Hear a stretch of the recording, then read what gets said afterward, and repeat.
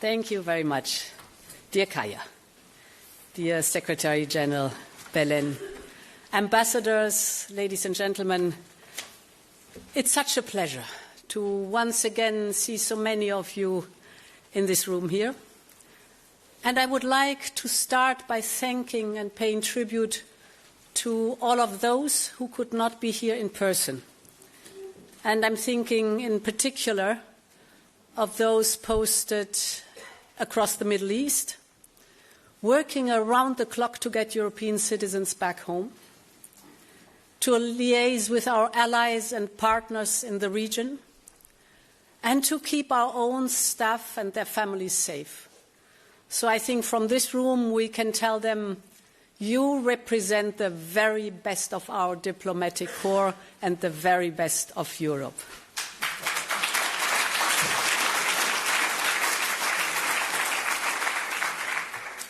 And I start with the Middle East, not only because of the gravity and the speed of the conflict there, but also because of what it tells us about the world and how Europe and its foreign policy fits into that. You will hear different views about whether the conflict in Iran is a war of choice or war of necessity. But I believe this debate partly misses the point, because Europe must focus on the reality of the situation, to see the world as it actually is today. And I want to be clear. There should be no tears shed for the Iranian regime. This regime has inflicted death and imposed repression on its own people. They slaughtered 17,000 young people. And this regime has caused devastation and destabilization across the region through its proxies armed with missiles and drones. And many Iranians inside the country and across Europe and the world have celebrated Ayatollah Khamenei's demise, as have many more people across the region. They hope that this moment can open a path towards a free Iran. And I think the people of Iran deserve freedom, dignity, and the right to decide their own future, even if we know this will be fraught with danger and instability during and after the war. And beyond this, we can now see a regional conflict with unintended consequences. And the spillover is already a reality today, whether on energy or finance, trade or transport, or the displacement of people. British military bases have been targeted in Cyprus, who I want to reaffirm our full solidarity with from this place. NATO troops have been called upon to shoot down a drone. Our citizens are caught in the crossfire. Our partners are being attacked. And I've been in touch with many of them across the region to express our solidarity and support. And the longer-term impact is already posing existential questions on the future of our international rules-based system, on how Europe finds unity in this situation. All of this shows how precarious the global situation is today, how diverse threats are, and how Europe will always be affected by what happens around the world. So the idea that we can simply retrench and withdraw from this chaotic world is simply a fallacy. I believe it is vital that we understand that this will shape our foreign policy for years ahead. Dear ambassadors, over the course of this year's conference, you will hear many descriptions of the state of the world, whether it is about middle powers or multipolar disorder. You will discuss the importance of the rules-based international system and, of course, the urgent need for its reform. You will exchange ideas about national security and economic security. All of this will feed into our work, in particular ahead of the new European security strategy that we are working on with the HRVP and our diplomatic service. But at the same time, these attempts to label today's world mask two tangible and structural realities which are far from important for Europe. The first is that Europe can no longer be a custodian of the old world order, for a world that has gone and will not return. We will always defend and uphold the rules-based system that we helped to build with our allies, but we can no longer rely on it as the only way to defend our interests, or assume its rules will shelter us from the complex threat that we face. So we need to build our own European path and find new ways of cooperating with partners. The second is that we need a clear-eyed, hard look at our foreign policy in today's world, both in how it is designed and how it is deployed. We urgently need to reflect on whether our doctrine, our institutions, and our decision-making, all designed in a post-war world of stability and multilateralism, have kept pace with the speed of change around us.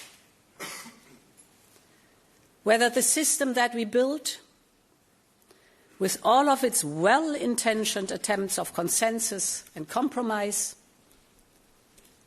is more a help or a hindrance to our credibility as a geopolitical actor. I know this is a stark message and a difficult conversation to have, but I also know that many of you have felt this tension in your everyday work. The point is that if we believe, as I do, that we need a more realistic, a more interest-driven foreign policy, then we have to be able to deliver on it. And that is at the heart of my message today.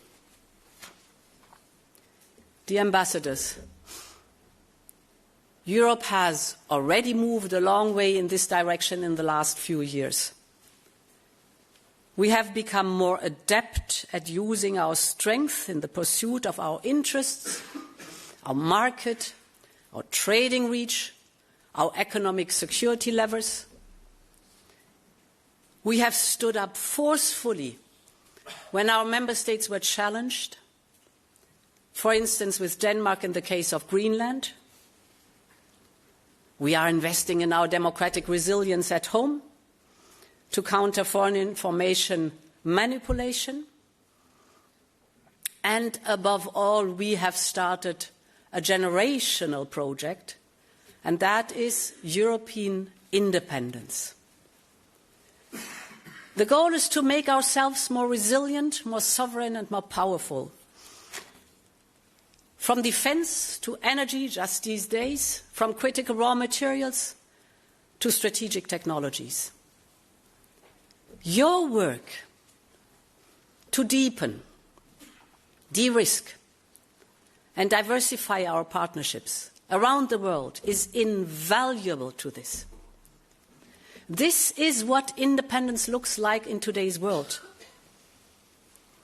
It means not relying on a singular supplier for vital assets, from energy to defense, from semiconductors to vaccines, from clean tech to raw materials, just to name a few.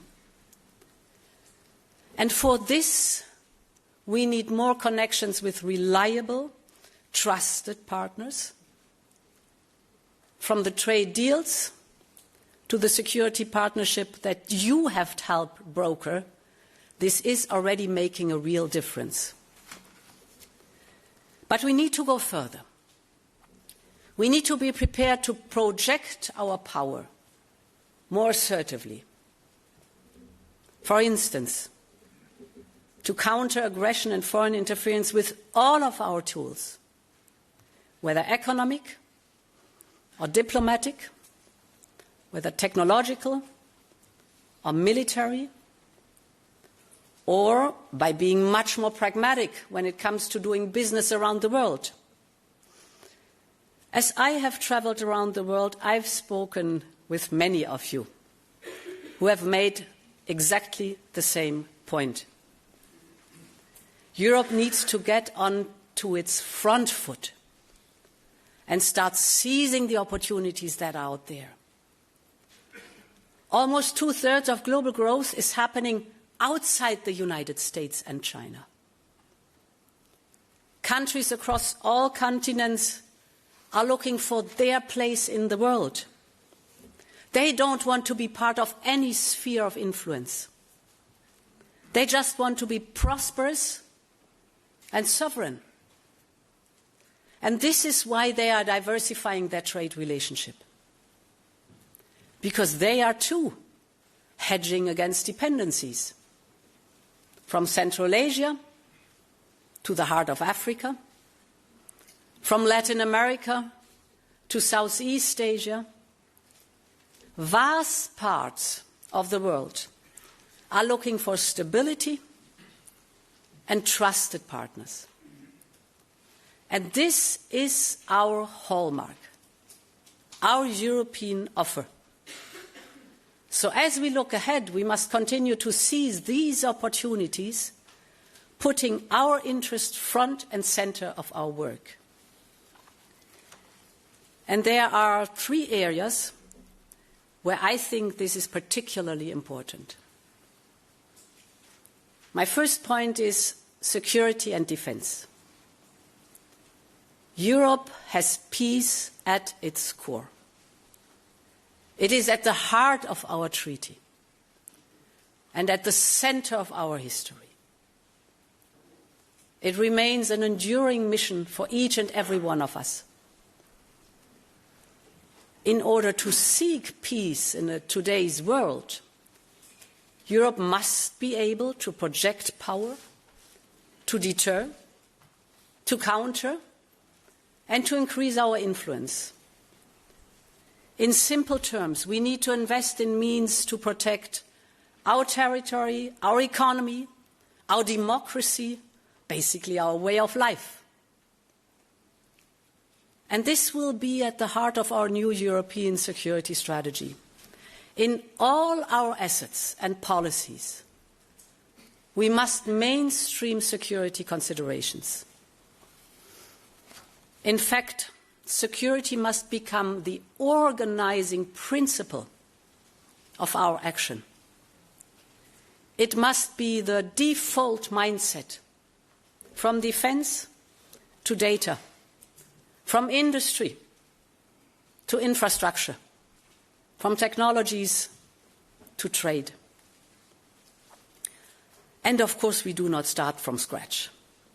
We have done more on defense in the last year than in decades before.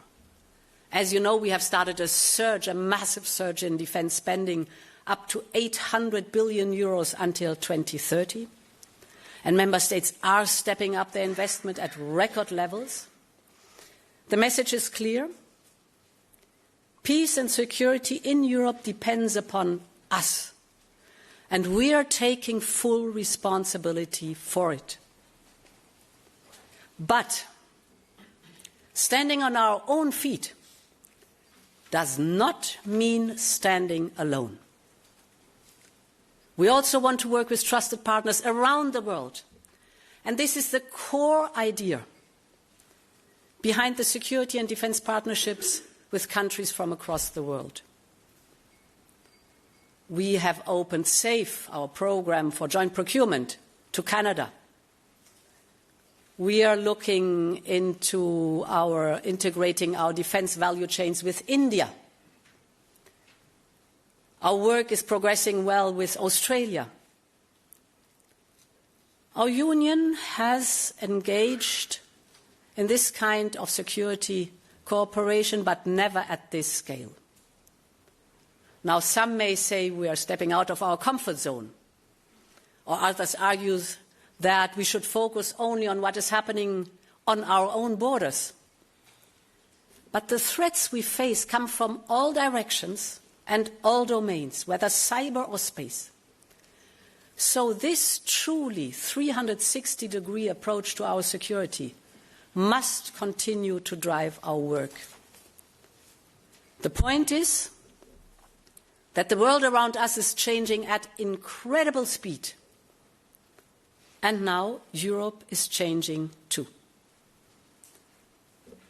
Dear ambassadors, when I talk about security, we must talk about Ukraine, a proud European nation that continues to fight for our freedoms, both as a future member of our union and as Europe's first line of defense. And my message here is very clear. Europe will always stand with Ukraine, no matter what is happening elsewhere. We all want this horror and bloodshed to end. And no one wants more peace than the people of Ukraine. But the war must end in a way that does not sow the seeds for future conflicts. And this is what we continue to work on every day with Ukraine and with our partners to deliver real long-term security for Ukraine so that we can secure a full, just and lasting peace. And what Ukraine needs now is, first and foremost, sustained financial support. As you know, this is why we proposed a 90 billion euro loan to finance Ukraine's needs. And you have all seen the challenges we have faced in getting this over the line, even after all 27 leaders have agreed to it. This goes back to the point that I made earlier about whether our system is still able to deliver efficiently. But I can assure you that we will, in this case, deliver on our commitments because our credibility and, more importantly, our security is at stake. So for us is paramount and crystal clear, we will deliver this 90 billion euro loan. And the same logic applies to enlargement. There's been much debate on how we deliver in a timely manner on its merits-based process. But it is of paramount importance that we get ready by bringing the Western Balkans, Moldova, Ukraine, closer to our union already now. Enlargement is not about ideology. It is a matter of European common interest and security. And we must be ready to deliver as soon as the time comes. Dear Ambassador, the second priority is trade and investment with the world. Because trade is not just economics, it is power. You all know the list of new trade deals we struck because you have contributed to writing it. We started with Mexico, Switzerland, Indonesia, then Mercosur after 25 years of failed attempts. And then the mother of all deals, India. Australia is next.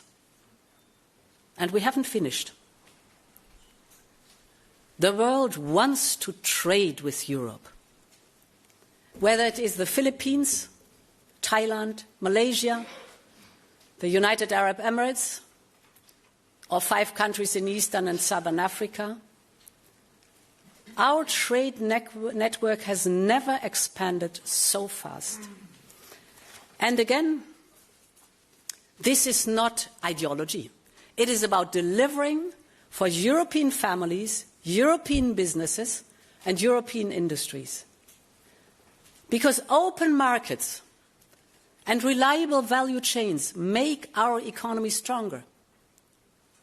And a stronger economy at home makes us stronger in the world. For instance, we are diversifying our value chains for chips and clean tech in countries like India. We are diversifying our supply of critical raw materials from Latin America, Australia, and more. Our network of agreements currently includes almost 50% of global GDP. And more than half of Europe's trade is within our own network of deals. This means our companies can have predictable, rules-based trade with more than half of the world. And we want to expand this community even more, for instance, by cooperating with the 12 members of CPTPP, the Trans-Pacific Partnership. The point here is that there is a compelling business case for trading and investing around the world. Take Global Gateway. In the roughly 4 years since it was launched, we have already shot past our initial goal to mobilize 300 billion euros. And I'm convinced that we will pass the 400 billion euro mark next year. Because there is demand across the world for European investment. And the reason is simple. When we invest in clean energy value chains in North Africa, or in skills for processing minerals along the Lobito corridor, or in digital connections along the India, Middle East, Europe corridor, IMEC, on local pharma industries across Africa and the Caribbean. When we invest in all these projects, it is crystal clear that both sides stand to win. Europe gains from stronger supply chains. Our partners gain sustainable investment in local infrastructure, in skills and jobs, and these are legacy jobs in new local industries. And this creates new markets for local companies and also for ours. It is a model that works. And this is why, in the next European budget, we have proposed to increase the Global Europe funding by 75%. The message is very clear. Global Gateway is all about mutual benefits. And it is a means to develop partnership and projects that advance our values. Think, for instance, about strategic projects such as the Trans-Caspian Transport Corridor. At first sight, its goal is to cut the overland journey between Central Asia and Europe from 30 to 15 days. But there's more into it. The corridor will also connect former enemy countries in the South Caucasus between them and to Europe. And just like coal and steel brought Europe together after World War II, this new corridor can make trade and cooperation the norm in a troubled region and be a route not just to Europe, but to peace. And my point is simple. In this region, as well as in Africa or the Middle East, our investments mean we have leverage and agency. or look at the success of the Pact for the Mediterranean, which is revitalizing our partnership across the region. The point is we must turn our financial strength into the power to make a real difference. That is what a pragmatic, interest-driven foreign policy can deliver for Europe and for all of our partners across the world. Dear ambassadors, the third point I would like to make is about our diplomacy and how it can help deliver for Europeans. Our support to the United Nations and its charter is an essential part of who we are. Together with member states, we make the single largest financial contribution to the UN system, year after year. And you know all why. In a more conflictual world like ours, we need a rules-based global governance. Of course, the UN system also needs reform. And when traditional formats reach a standstill, we need to look for creative ways of addressing the most serious crisis of our times. Europe has always been ready to engage in innovative formats for diplomacy, be they quartets, contact groups, coalitions of the willing, or regional initiatives. And this is why we will continue to look at all ways to work together to deliver on our most pressing responsibilities and priorities. Most notably, the reconstruction of Gaza and peace for Palestinians and Israelis. Every new initiative should aim to complement the United Nations, not compete, nor replace it. We have made this very clear from the outset. And this only makes our engagement more important. But Europe cannot shape the world from the sidelines. We must engage to make our voice heard, protect our interests, and most importantly, to always bring our values to the table. As our foreign policy will change, this imperative never will. Dear ambassadors, I want to finish by acknowledging that there are many priorities, many regions, many countries that I have not mentioned today. This is not because our work there is any less important, but rather because I wanted to make a broader point about where we stand and about the very real choice that we face. There will always be a level of constraint on Europe's foreign policy because of geography or geopolitics. We have to accept that. And we have to be honest that we cannot solve every global issue or perfectly reconcile our values and our interests on each occasion. But what we can control is what guides our foreign policy and how we choose to conduct it. As I said here last year, I believe that we need to be much more assertive in pursuing our interests. This is what will help us seize the opportunities that you see in front of you every single day. But I believe that we also need to look very critically at whether our structures and tools are still fit for that purpose or for today's world. The situation in the Middle East is not a trigger for this.